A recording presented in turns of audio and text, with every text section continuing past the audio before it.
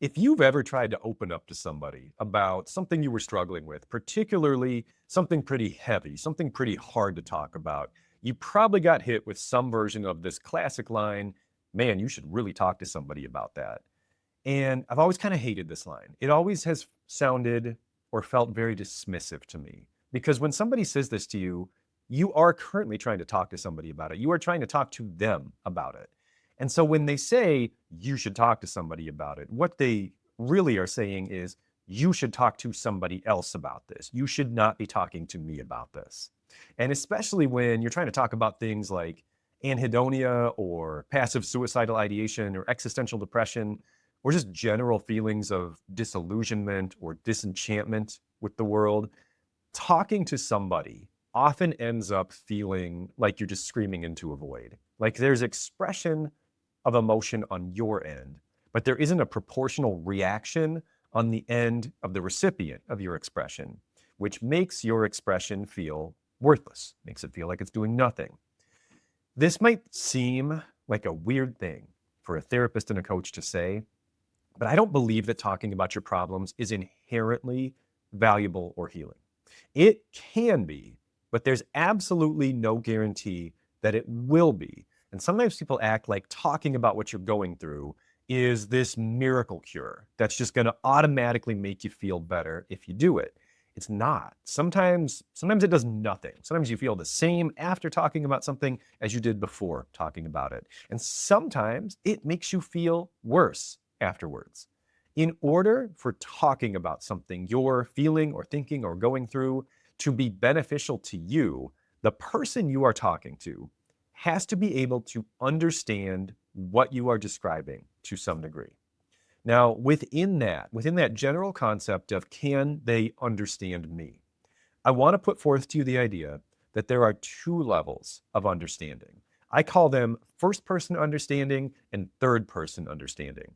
First person understanding comes from having lived through the thing that you are describing, or at least, their version of it. It may not be the exact same thing. No two human beings ever have the exact same experience, but they have dealt with something very, very similar to what you have dealt with. And so when you're describing your thoughts, your experiences, your feelings, there is something inside them that is, 95% the same. And they're like, I know what you were talking about. I know what this thing is.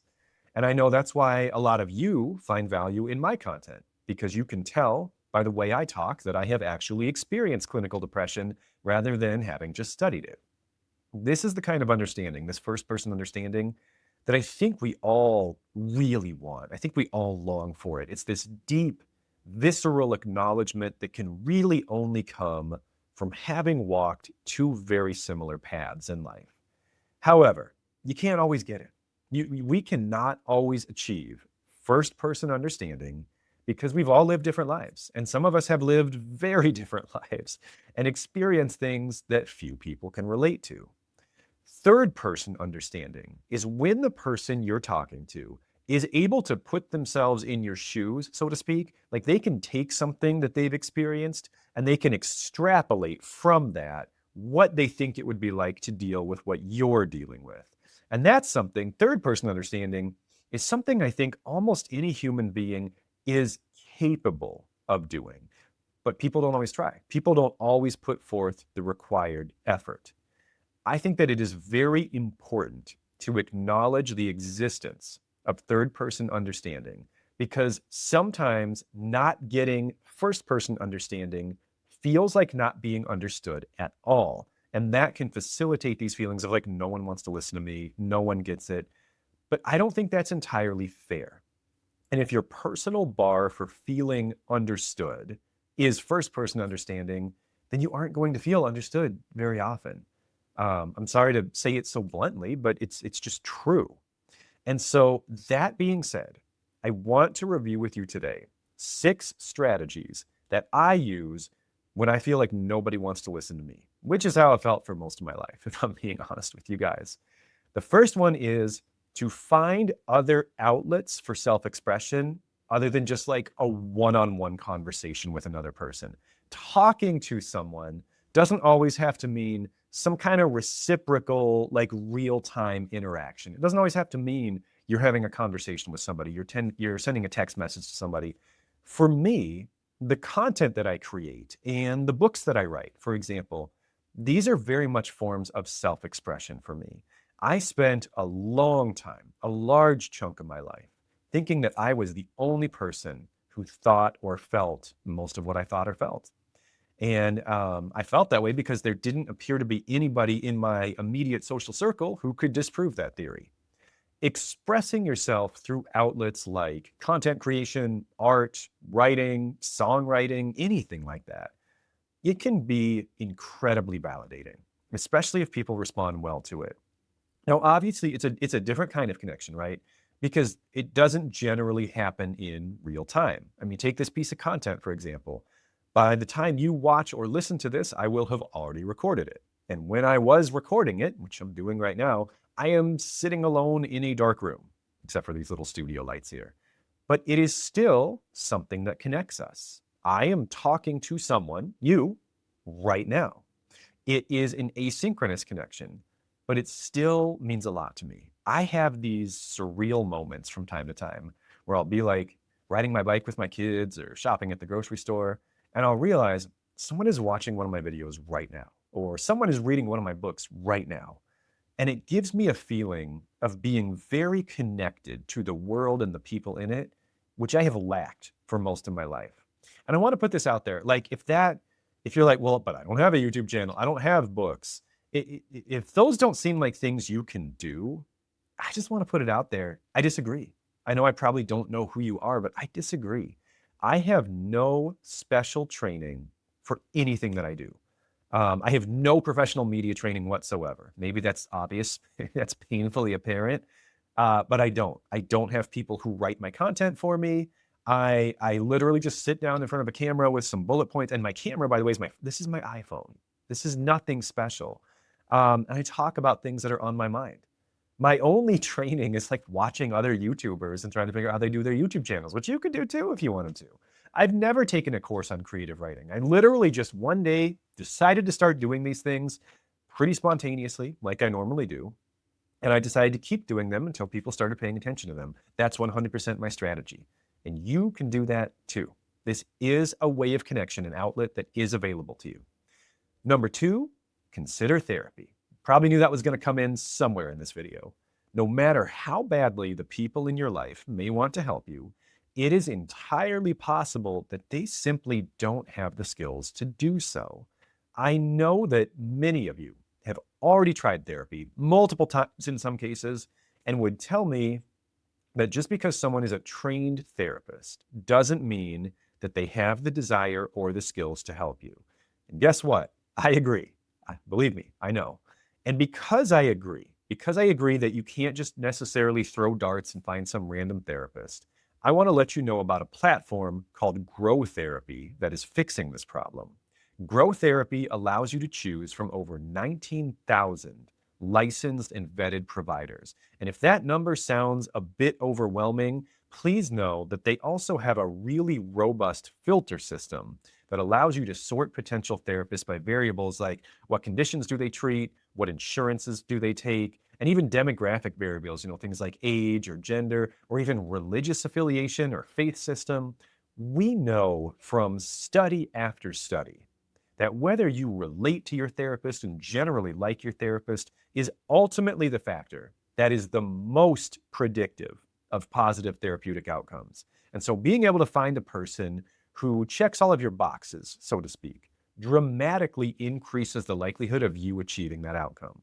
And if the first therapist you end up trying isn't quite as good a fit as you would hope they would be, no big deal. Grow lets you change providers easily if the person you're talking to doesn't work out. Appointments are available on nights and weekends, and Grow works with over 100 insurance plans, including Medicaid in some states. Check out their directory today and find someone you're excited to talk to by scanning the QR code on the screen or by clicking the link in the description of today's content.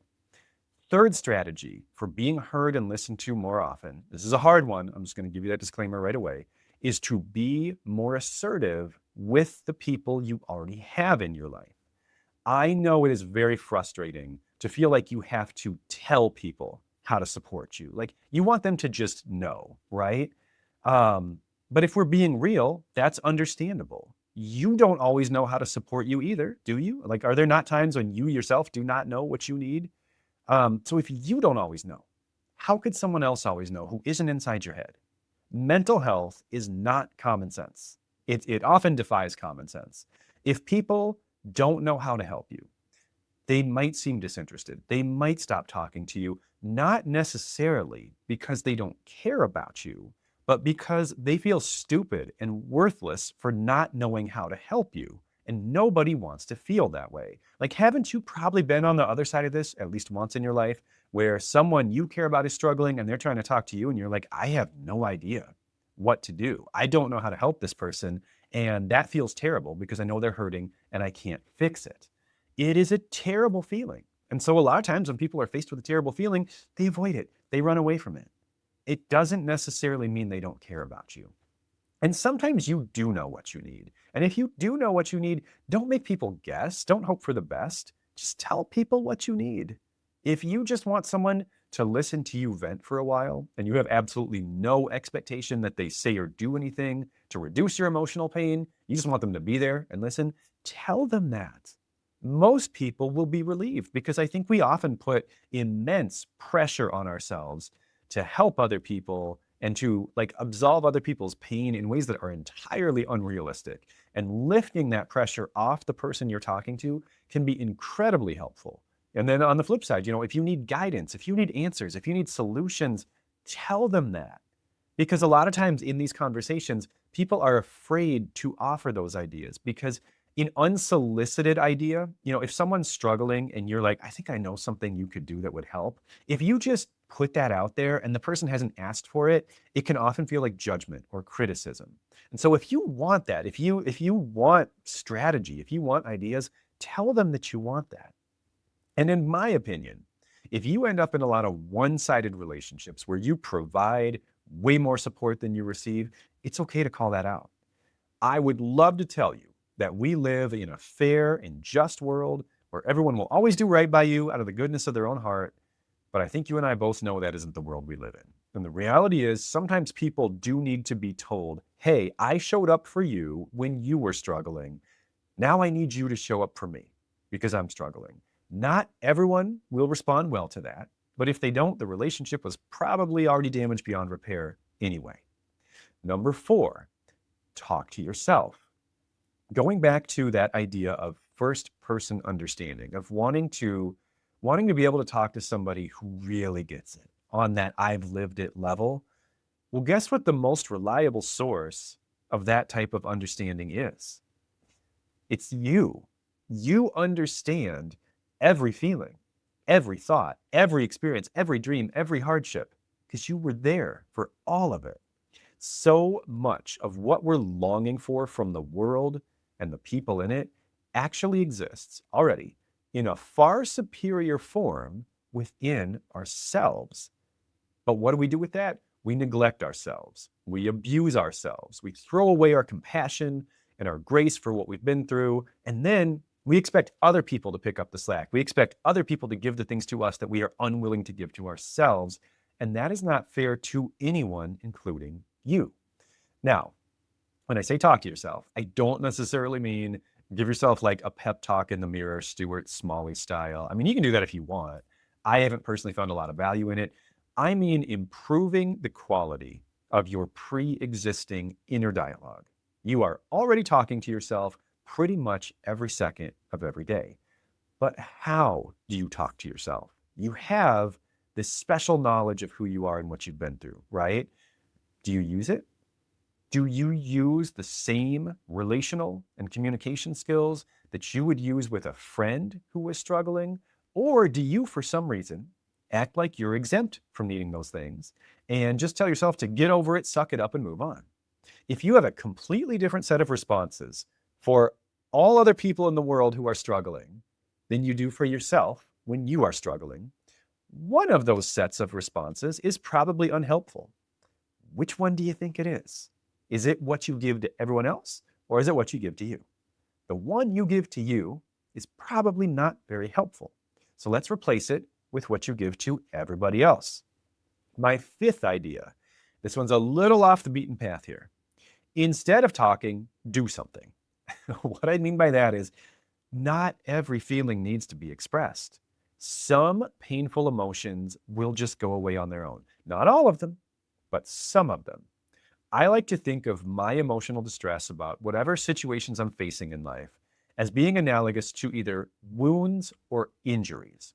So, like physically, most wounds will heal on their own. A wound usually hurts the most right when it happens, like instantly, right away, it is the most painful. And then it gradually gets better and less painful without me having to do anything in most cases. It just goes away. So think of like a paper cut, for example.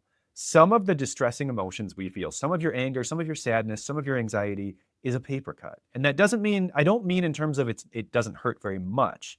Paper cuts are actually miserable. Maybe I should have said cardboard cuts. Have you ever had a cardboard cut? Those are awful. They hurt so bad when they happen. So for me saying that your emotions, some of your emotions might be analogous to paper cuts or cardboard cuts, is not me saying, hey, it's not that bad. It doesn't hurt that much. It's me saying you don't always need to do anything about it. There is some pain that just resolves automatically with the passage of time. So if you don't have to go to the ER for a paper cut, no matter how bad it hurts.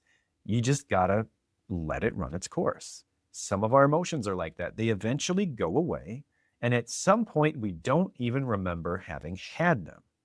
But other emotions are more like injuries. They do need to be addressed. They do need to be treated. They won't go away on their own, and they might even get worse if we try to ignore them. And so those emotions, those are more like broken bones. They do need something special. It is important to be able to tell the difference between an emotional paper cut and an emotional broken bone. And the initial pain can be very, very close. So you can't just base it on how badly it hurts in the moment. If the pain that you're feeling is something that will heal in a relatively short period of time, stewing on it or talking about it or ruminating about it can actually prolong that healing process. It's like picking at a scab constantly. Sometimes you just need to go do something else for a while, something high stimulation and low stress that will get your mind off of the acute pain that you're experiencing and give it time to organically heal on its own. And number 6, my last idea for you today is talk to God. I know this won't land for everybody. Not everyone believes in God or anything, in the religious or supernatural realm, and I get that. I think depression in particular can make it much harder to believe in anything good or benevolent. But if you do believe in something, if you do believe in God, which I do, don't forget to use your spiritual resources when you're struggling. This one is very much not second nature to me. I think that's why I thought of including it today. Because even though I do believe in God, that's usually literally my last thought. I do all the other 5 first, and sometimes some other stuff that's not even healthy or helpful. So really, this last point here is kind of just me giving myself a reminder, but I thought perhaps some of you could also use a similar reminder. This isn't a spiritual or religious channel, and I am far from an expert on such matters. So I really can't offer you much more on that particular topic at this time. But for some of you, this will most likely be your most effective tool to turn towards when you're feeling alone or misunderstood. So I just wanted to put that out there as a reminder. Take it or leave it. As always, I hope my content is helpful to you. One last thank you to Grow Therapy for sponsoring today's video. If you think you could benefit from therapy, which if we're being real, who can't, right? Or if you have a therapist right now, but you're not really getting what you want out of it, I think Grow would be a great platform to take a look at some other options and see what you can find. Take care, and I will see you next time.